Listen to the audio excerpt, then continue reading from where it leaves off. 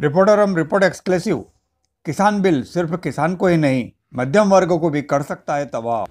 सुनिए, जानिए, समझिए और सोचिए कि कैसे आपके जीवन में भी मच सकती है उथल पुथल।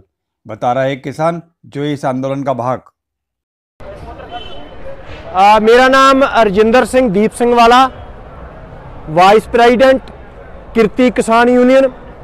तो हम यहाँ दिल्ली को जो घेरा डाल के बैठे हैं 3 कानूनों के खिलाफ। तो सबसे पहले मैं उस कानून की बात करूंगा जो किसानों को नहीं, इस देश की जो मिडिल क्लास है, इस देश का जो मुलाजिम है, जो मजदूर है, उन सब लोगों को तबाह कर देगा। वो है एसेंशियल कमोडिटी एक्ट की अमेंडमेंट 2020।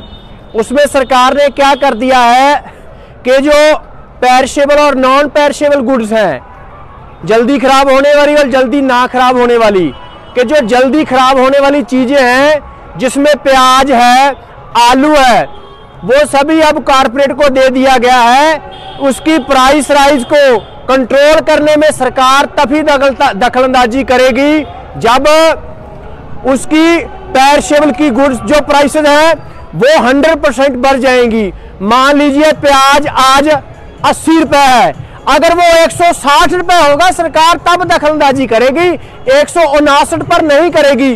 और 159 पर का मतलब है कि अगर अगले साल 159 का जो 100% है वो कितना बनेगा, वो 318 रुपए बनेगा।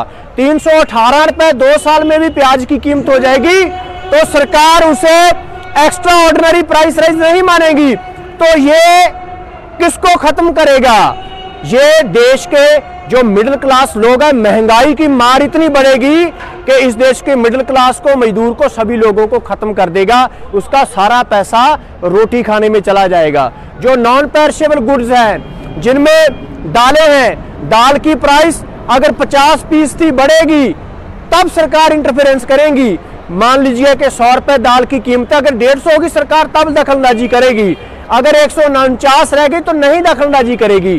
तो ये कानून सभी लोगों को प्रभावित करेगा और देश के जितनी मिडिल क्लास है, मिडिल लोअर क्लास है, उनको समझने की जरूरत है कि ये आंदोलन की अगुवाई किसान लोग कर रहे हैं, लेकिन आंदोलन सिर्फ किसानों का नहीं, यह पूरे देश के लोगों का है जिनको सरकार भूखा मारने की साजिश है। इसी के साथ ही कि जो 67% इस देश की पॉपुलेशन है वो पीडीएस पर, पब्लिक जो है जनतक वंड प्रणाली है, उस पर निर्भर करती है। जो सस्ते राशन की दुकान से राशन लेती है, सरकार उसको भी बंद करने जा रही है।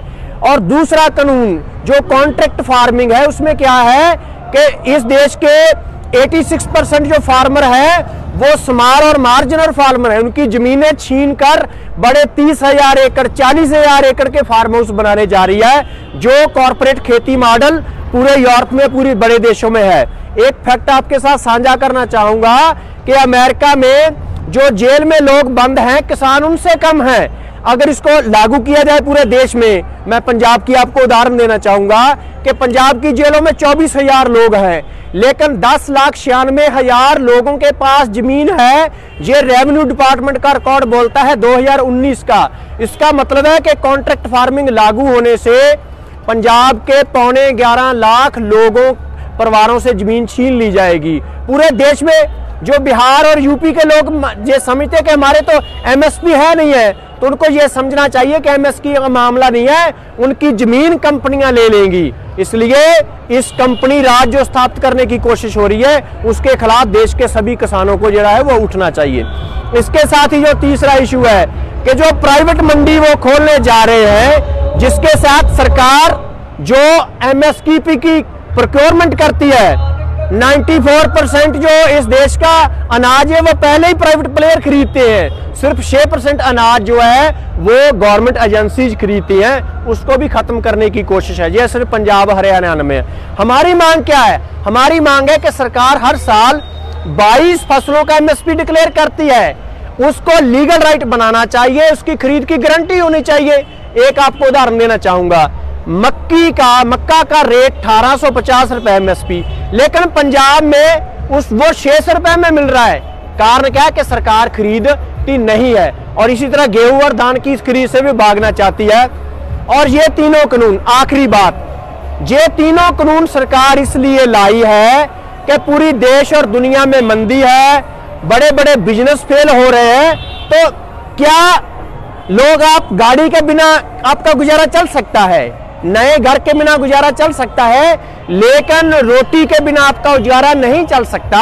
इसलिए रोटी कहां से पैदा होती है? जमीन से। और सारी खेती और खुराक को अब वो कारपोरेट को देना जा रहे हैं कि कोई भी धंधा फेल हो जाएगा, रोटी का धंधा फेल नहीं होगा, और सारा अब खेती खुराक उनके हवाले की जा रही है। और सभी को विनती है कि सिर्फ किसानों का आंदोलन नहीं, ये 3 जो कानून है, तीरे कत्ल की साजिश है, किसान का कत्ल, मजदूर का और आम ग्राहक का। सभी देशवासियों को उठ खड़ा होना चाहिए और दिल्ली घेराव में शामिल होना चाहिए, तभी ये देश, ये लोग बच पाएंगे। सोशल डिस्टेंसिंग पालन के साथ पहनना है मास्क। स्पेशल रिपोर्ट एवं यूनिक वीडियोस के लिए सब्सक्राइब जरूर करें।